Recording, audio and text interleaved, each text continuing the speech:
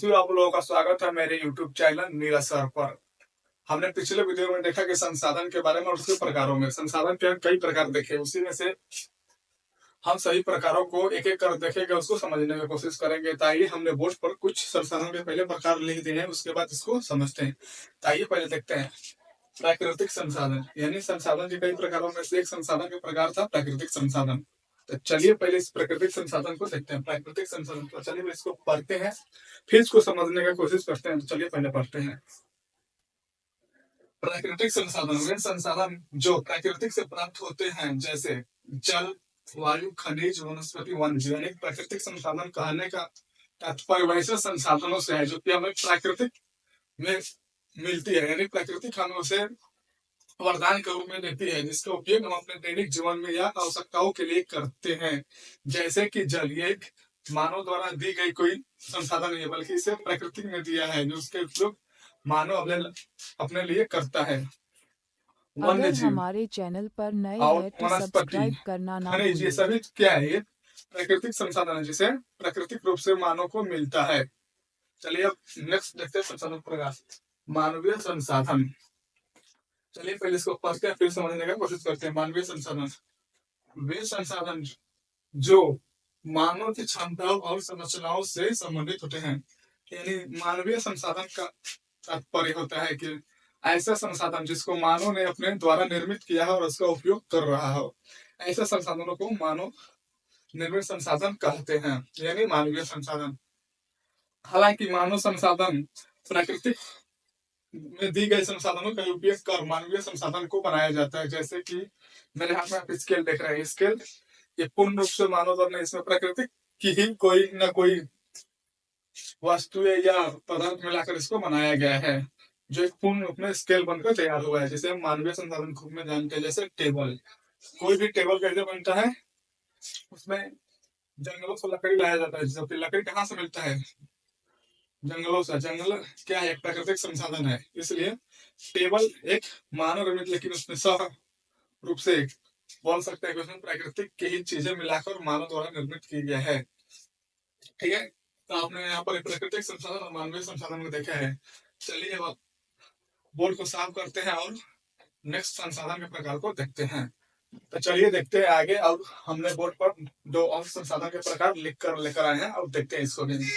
नवीकरणीय संसाधन, यानी नवीकरणीय। चलिए पहले इसको पढ़ते हैं, फिर इसको समझने का कोशिश करते हैं। नवीकरणीय संसाधन, नवीकरणीय संसाधन वे संसाधन जो पुनः उत्पन्न हो सकते हैं, यानी कहने का आज से ऐसा संसाधन से है जिसका पुनः उपयोग, यानी कहने का तात्पर्य है कि हम किसी संसाधन का एक बार उपयोग कर लिए हैं, उसके बाद हम फिर भी उसका दोबारा अगर उपयोग कर हमारे सकते हैं, उसे चैनल ही पर नए नवीकरणीय हैं तो संसाधन कहते सब्सक्राइब हैं। करना ना जैसे कि भूलें। मान लीजिए आप जल, जल को जब एक बार उपयोग करते हैं, फिर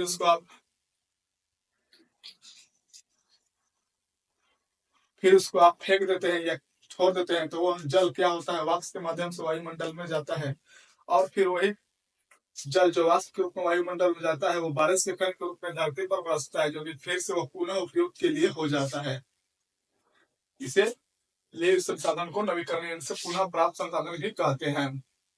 पुनः नवीकरणीय संसाधनों में जैसे उदाहरण पवन ऊर्जा, जल ऊर्जा, यानी पवन ऊर्जा। जैसे कि हम लोग वायु से एक ऊर्जा उत्पन्न करते हैं, इससे पवन ऊर्जा कहते हैं। लगातार ही उत्पन्न होता जाता है, कभी समाप्त होता नहीं है, क्योंकि वायु से लगातार ऊर्जा उत्पन्न होती है। ठीक है, ये कभी समाप्त नहीं हो सकती, इसलिए इसे नवीकरणीय संसाधन के रूप में भी जानते हैं। अब आइए देखते हैं अनवीकरणीय संसाधन, यानी अनवीकरण संसाधन को भी देखते हैं। पहले पढ़ते हैं, उसको समझने की कोशिश करते हैं। अनवीकरणीय संसाधन वे संसाधन जो सीमित मात्रा में उपलब्ध है और पुनः उत्पन्न नहीं होते हैं, जैसे कोयला, पेट्रोलियम आदि। यानी अनवीकरण संसाधन संसाधन वैसे संसाधनों को कहते हैं जो कि हमारे धरती पर तो उपलब्ध है, लेकिन एक सीमित मात्रा में उपलब्ध है, यानी कि उसका मन चाहा उपयोग नहीं कर सकते। उसको उपयोग करने के लिए क्रमबद्ध तरीका बनाना पड़ेगा, योजनाबद्ध से करना पड़ेगा, अन्यथा इसका खामियाजा हम ही लोगों का भुगतना पड़ेगा। वैसे संसाधन को ही अनवीकरणीय संसाधन, क्योंकि वैसे जो संसाधन होते हैं जिसका हम एक बार उपयोग कर लें वो पुनः प्राप्त। जैसे कि मान लीजिए आप कोयला, कोयला को जब एक बार जला देते हैं तो वो राख हो जाता है, उसके बाद उसको पुनः उपयोग करना कोई संभव नहीं होता अगर है। हमारे चैनल पर नए पेट्रोलियम, हैं तो पेट्रोलियम जब आप एक सब्सक्राइब बार करना उसका ना यूज कर भूलें। लेते हैं तो दोबारा उसका यूज करना कोई बात नहीं होती बनती, क्योंकि पेट्रोलियम समाप्त हो जाता है। इसीलिए वैसे संसाधन जो कि हमारी धरती पर सीमित मात्रा में है, उसको हम अनवीकरणीय संसाधन के रूप में जानते हैं, क्योंकि ये संसाधन समाप्त नहीं है, यानी ये समय पर ये इसका उपयोग करने से समाप्त हो जाएगा। इसीलिए ऐसे संसाधनों को हम योजनाबद्ध तरीके से यूज करते हैं।